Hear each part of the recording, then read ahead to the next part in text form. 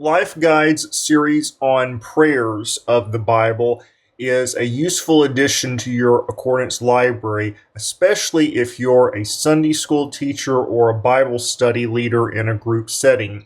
There are two volumes, Prayers of the Old Testament and Prayers of the New Testament.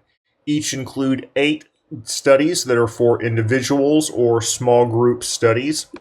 In Prayers of the Old Testament, it will take you through 8 prayers of the Bible.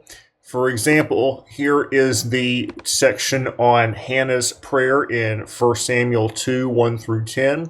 And then you will get some background information and some group discussion. And if you have Accordance 14 or later, you can take advantage of the Easy Answers feature to add notes to your group discussion. You'll have personal reflection questions, and it walks you through each prayer through the Bible study. Great to use in a Sunday school or a Bible study group session. In the Life Guide Prayers of the New Testament, again, very similar format. There's a couple of prayers of Jesus here, and you may normally think of the prayer of Jesus being the Lord's Prayer, but here, for example, you'll see a prayer of Jesus on Christian unity in John 17.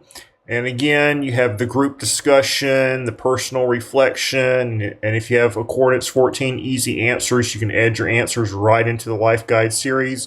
And it walks you through Jesus' prayer in John 17 and allows you to study the prayer and document and answer all these different questions.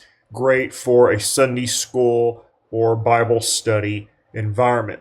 So check out the Life Guide Prayers of the Old Testament and New Testament today. They're a great way to study prayers of the Old and New Testament.